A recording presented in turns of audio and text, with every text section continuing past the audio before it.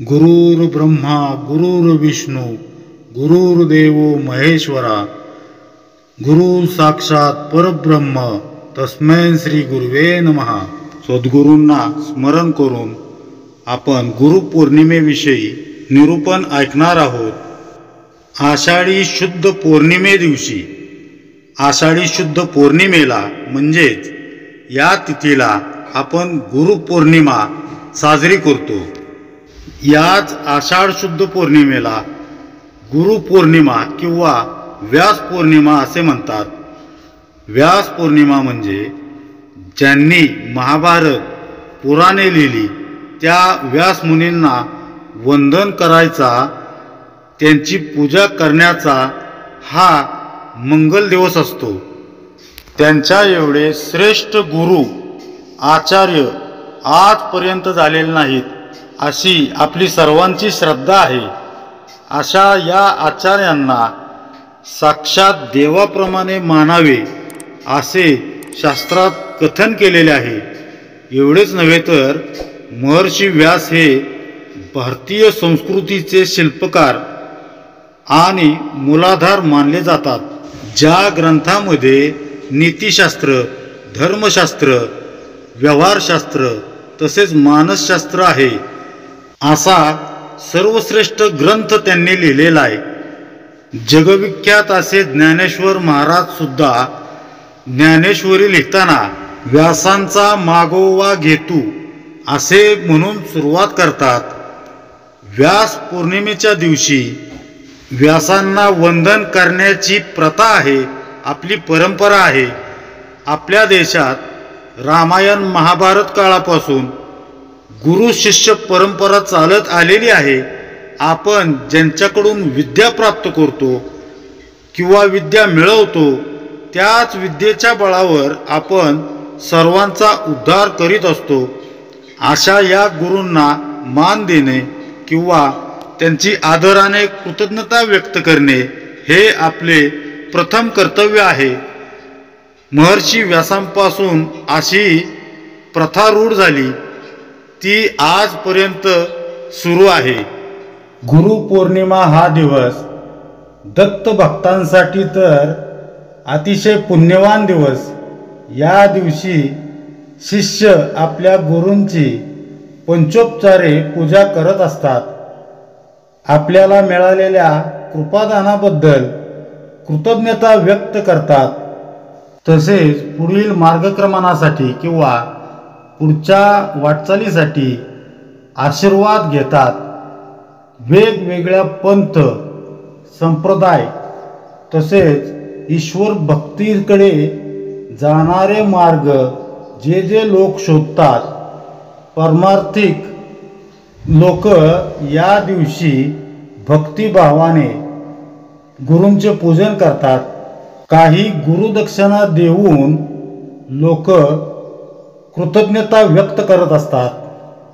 खरी गुरुपूजा किंवा खरोखरीचं गुरुपूजन म्हणजे गुरुपूजा गुरूंनी आपल्याला जे ज्ञान दिले आहे, जो काही बोध दिलेला आहे, जशी शिकवण दिलेली आहे त्यांच्या आज्ञेप्रमाणे आचरण करणे, सद्गुरूंनी दाखवून दिलेला साधना मार्गांचा अभ्यास करणे, त्यांचा शब्द चालवणे हेच खरे गुरुपूजन आहे। गुरूंच्या अनन्य उपकारांनी आपले मन सदैव कृतज्ञतेने भरून येत असते। आषाढ शुद्ध पौर्णिमा हा दिवस गुरुपौर्णिमा म्हणून साजरा केला जातो। आपण तो तसा स्वीकारलेला आहे। त्यानिमित्त महर्षी व्यासांनी वेदांचे 4 भाग, 6 शास्त्रे, 18 पुराणांच्या रचना करून मनुष्य जीवनाला अतिसंपन्न केलेले आहे। या सर्वांतून भगवंताचे गुणगान करीत मानवी जीवनाला जगण्याचे मार्गदर्शन केलेले आहे। या अमूल्य अशा कार्याची कृतज्ञता म्हणून पूर्व परंपरेनुसार व्यासांचे पूजन या दिवशी केल्यामुळे या दिवसाला व्यास पौर्णिमा किंवा गुरुपौर्णिमा असे म्हणतात। प्रत्येकाच्या आयुष्यामध्ये गुरु असायलाच पाहिजे. आपल्याला एक संतवचन माहीत आहे, गुरु विना नाही ज्ञान. पण मग गुरु कसा असावा?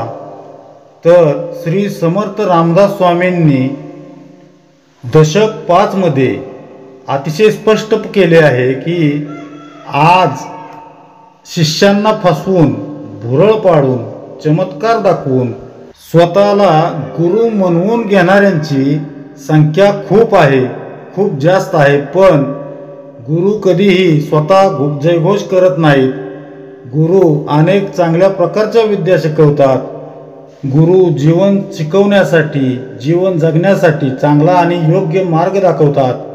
कसलीही अपेक्षा न ठेवता आपल्या शिष्याला आपल्यासारखं बनवतात. तेच गुरु, तेच सद्गुरू. गुरु पौर्णिमेचे महत्त्व म्हणून आणि गुरु पौर्णिमा त्या अनुषंगाने अनेक गुरु शिष्यांच्या आपण गोष्टी ऐकलेल्या असतात, कथा वाचलेल्या असतात.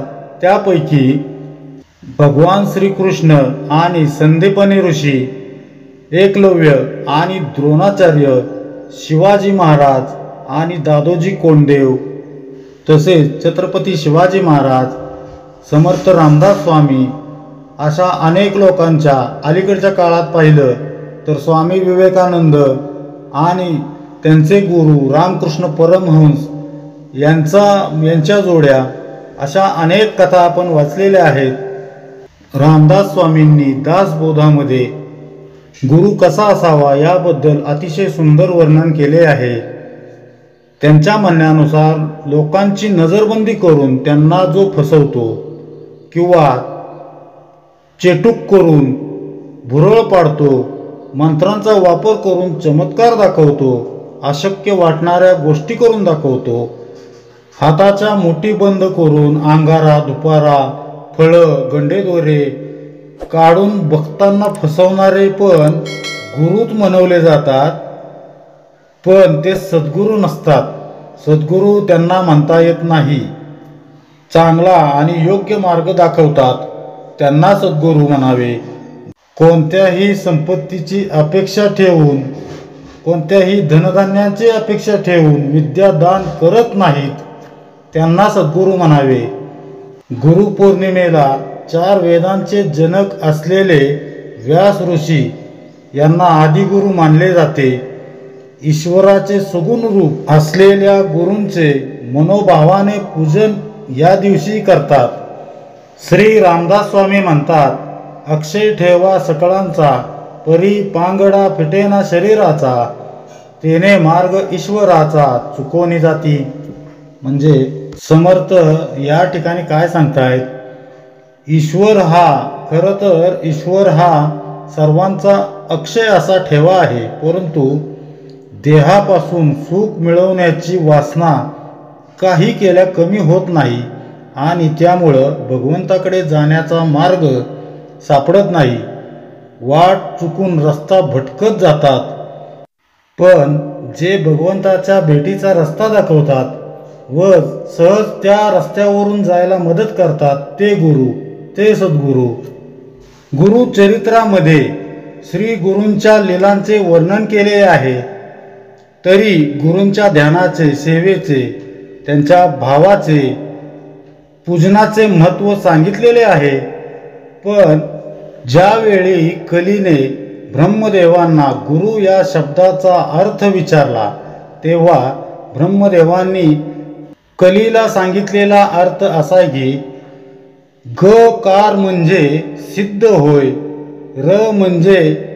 कार म्हणजे पापाचे दहन करणारा होय आणि कार म्हणजे श्री विष्णूंचे अव्यक्त रूप होय. तसेच गुरु हाच ब्रह्मा, विष्णू, महेश हे त्याचे त्रिगुणात्मक रूप आहे. या पलीकडं जे परब्रह्म तत्व आहे ते जाणण्यासाठी गुरूंचा आश्रय घ्यावा लागतो. ईश्वर जरी प्रसन्न झाला तरी त्याला ओळखणारा गुरुच असतो व गुरु स्वतः प्रसन्न झाला तर ईश्वर आपल्या अधीन होतो. आपण कोणाचे तरी शिष्य आहोत या भावनेत एक प्रकारची कृतज्ञता वाटते. आपल्या भारतीय संस्कृतीत गुरु परंपरेत गुरु शिष्यांच्या काही प्रसिद्ध जोड्या आहेत. त्यापैकी भगवान श्रीकृष्ण सुदामा यांचे गुरु संदीपनी ऋषी, जनक याज्ञवल्क्य, शुक्राचार्य जनक, विश्वामित्रांचे शिष्य प्रभू राम आणि लक्ष्मण, तसेच परशुराम आणि कर्ण, द्रोणाचार्य आणि अर्जुन अशी गुरु शिष्यांची आपल्या संस्कृतीला परंपरा आहे. मात्र एकलव्याची गुरुनिष्ठा पाहिली की सर्वांचेच मस्तक नम्र झाल्याशिवाय राहत नाही. पहा, भगवान श्रीकृष्णांनी आपल्या गुरूंच्या घरी लाकडे वाहिली, लाकडे वाहण्याचे काम केले. संत ज्ञानेश्वरांनी आपले वडील बंधू निवृत्तीनाथ यांनाच आपले गुरु मानले होते. तर संत नामदेव साक्षात श्री विठ्ठलांशी भाष्य करायचे.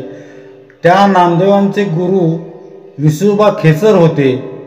भारतीय संस्कृतीत गुरूंना विशेष असे स्थान देऊन नेहमीच पूजनीय मानलेले आहे. गुरुपौर्णिमा ही सद्गुरूंची पौर्णिमा मानली जाते. पौर्णिमा म्हणजे प्रकाशमय. गुरु शिष्याला ज्ञान देतात. तोच ज्ञानाचा प्रकाश आपल्यापर्यंत पोहोचवावा म्हणून गुरूंची प्रार्थना करायची. हाच तो उत्तम दिवस. गुरु म्हणजे ज्ञानाचा सागर आहे. एखाद्या नदीमध्ये पाणी विपुल प्रमाणात असतं, पण घागरीने आपली मान खाली केल्याशिवाय म्हणजे विनम्र झाल्याशिवाय पाणी घागरीमध्ये येऊ शकत नाही, पाणी मिळू शकत नाही.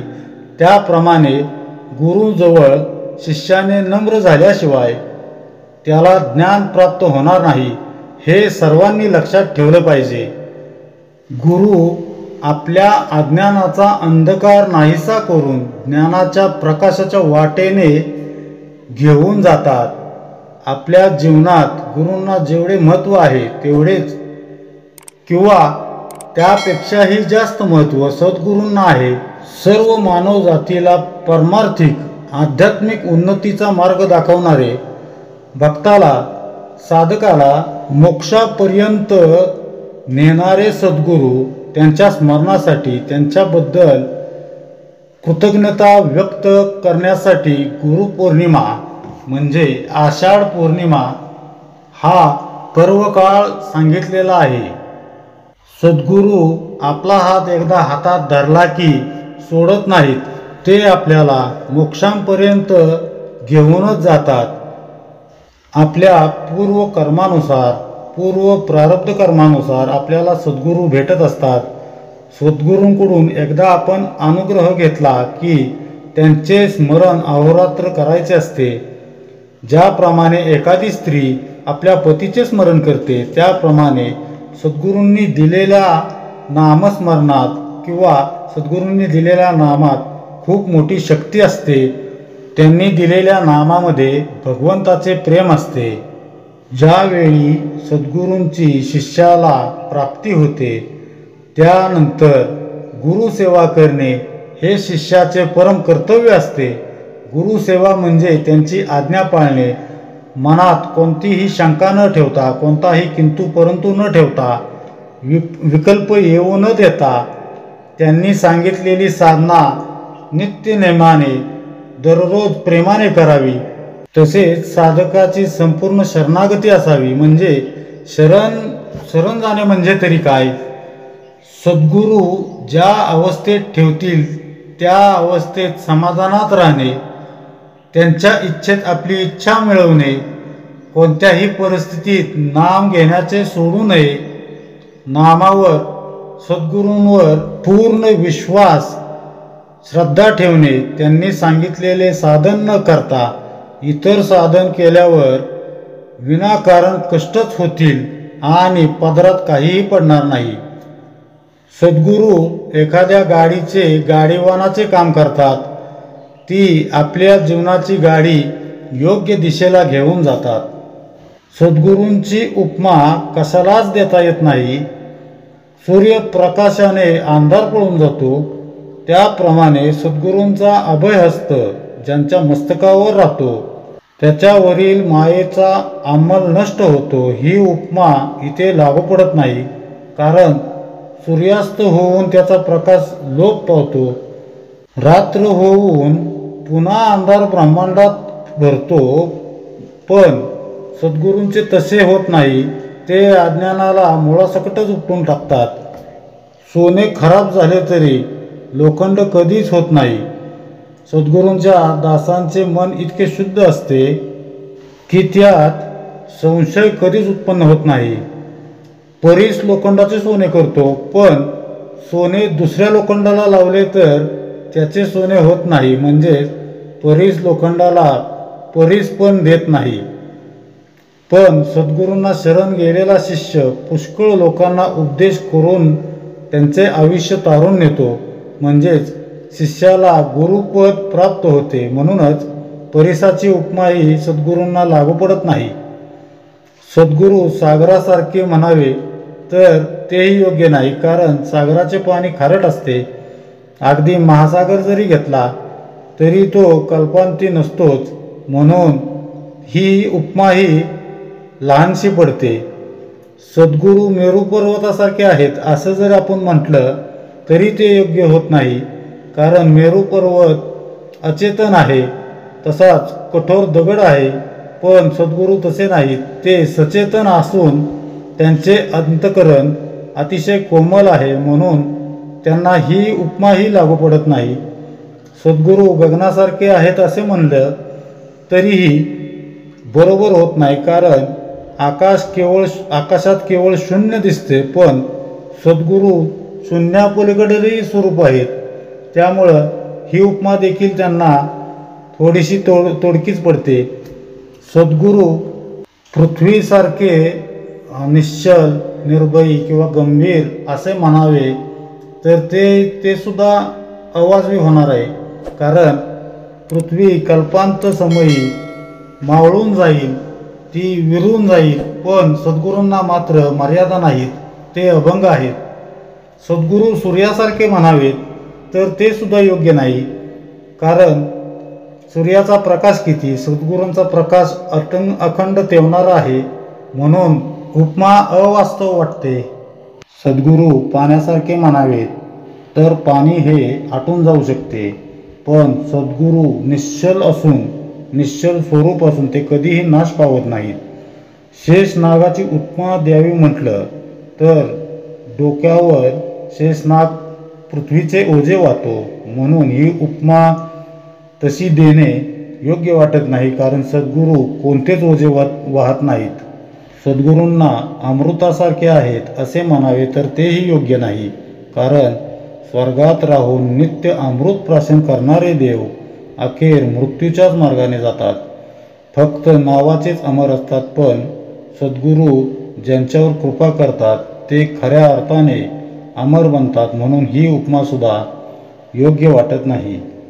सद्गुरू कल्पतरूसारखे आहेत असे म्हणावे तर तेही पटत नाही. कारण जेवढी कल्पना करू तेवढेच कल्पतरू आपल्याला देतात. कारण कल्पना ओलांडूनच सद्गुरूंजवळ जावे लागते. सर्व मानवी कल्पनांच्या पलीकडे असणाऱ्या सद्गुरूंपुढे कल्पतरूची किंमत राहत नाही. म्हणून तेही योग्य नाही. सद्गुरूंना श्रीमंत म्हणावे तर तेही योग्य होणार नाही. कारण जगातील सर्व संपत्ती नाशवंत असते. पण सद्गुरूंच्या द्वाराशी अविनाशी मोहलक्ष्मी तिष्ठत उभी राहते. सद्गुरू चिंतामणीसारखे असतील असे म्हणावे तर तेही पटत नाही. ज्याच्या मनात चिंता आहे त्याला चिंतामणींचे महत्त्व वाटते. सद्गुरू शिष्यांच्या मनात कसलीच चिंता उरून देत नाहीत. त्यांना काही इच्छा शिल्लक उरली नाही. तो कामधेनूची धार काढायला जाणार नाही. म्हणून ही उपमाही लागू पडणार नाही. स्वर्गलोक, इंद्रपद इत्यादी ऐश्वर ही सर्व कालांतराने नाश पावतात. पण सद्गुरूंच्या कृपेची प्राप्ती झाली की ती कोणत्याही काळी नाश पावत नाही. म्हणून ही उपमाही लागू पडत नाही. एका सद्गुरूंचे स्थान सदैव अविनाशी असे असते. सगळी सृष्टी नाशवंत असल्यामुळे दृश्य विश्वातील कोणत्याही वस्तूची उपमा सद्गुरूंना त्यांच्या शाश्वत स्वरूपामुळे देता येत नाही. पंचमहाभूतांची उठाठेव सद्गुरू स्वरूपात नाही. आपण बघितलेल्या सर्व उदाहरणांवरून असे लक्षात येते की ज्यांचे वर्णन करता येत नाही तेच सद्गुरू वर्णन होय. श्री सद्गुरू हे ब्रह्मज्ञानी पुरुष असतात. ते परमात्म्याशी अभिन्न तद्रूप असतात. ते चालते बोलते ब्रह्मच असतात असे समजावे. ते स्वरूपभूत असल्यामुळे त्यांचे वर्णन कसे आपण करणार. आपला आत्मस्वरूपाचा ठेवा सद्गुरू वाचून मिळत नाही, म्हणून सद्गुरू करावा. सद्गुरूंनी कृपा केल्याशिवाय ब्रह्मज्ञान होणे शक्य नाही. परमात्म वस्तू अतींद्रिय व अचिंत्य आहे. अदृश्य व अलक्षण आहे. अतिगूढ व दुर्लभ आहे. सद्गुरूंच्या कृपेने शिष्य ती वस्तू तद्रूपतेने अनुभवतात. सद्गुरूंच्या कृपेखेरीज गर्भवास चुकत नाही, नरकात जाणे सुटत नाही. सद्गुरू कृपा करतात म्हणजे काय करतात. सद्गुरू जीवाला केंद्रित करतात, जीवाची तळमळ शांत करतात आणि ईश्वर दर्शन घडवतात.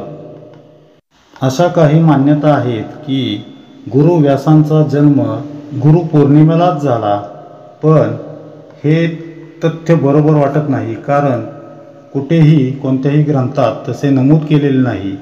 महर्षी व्यासांचा जन्म एका द्वीपावर झाला आणि ते रंगाने काळे होते, म्हणून त्यांना कृष्ण द्वैपायन असे नाव मिळाले. परंतु पुढे त्यांनी वेदांची व्यवस्था लावली व त्यांना व्यास ही पदवी मिळाली. पराशर ऋषींपासून मत्स्यगंधा सत्यवती जो पुत्र अविवाहित अवस्थेत झाला तोच व्यास. त्यांनाच महर्षी व्यास किंवा गुरुव्यास असे म्हणतात. गुरुव्यास हे महाभारत हा महाकाव्य काव्यात्मक इतिहास लिहिल्यामुळे ख्याती पावले. 18 पुराणेही नंतर त्यांनीच रचली अशी कल्पना आहे. महाभारत हा अतिविस्तृत 1,00,000 श्लोकांचा ग्रंथ लिहिणे हे त्यांनी योजले होते. तेव्हा इतके लिहिणार कोण हा प्रश्न पडला. श्री गणेशाने लेखन करण्याचे काम पत्करले तेव्हा महाभारत हा महाकाव्य असलेला 8,800 गूढ श्लोक असणारा महाभारत हा ग्रंथ उदयास आला. अशा थोर गुरूंना कोटी कोटी नमन. दिगंबरा दिगंबरा श्रीपाद वल्लभ दिगंबरा. जय जय रघुवीर समर्थ.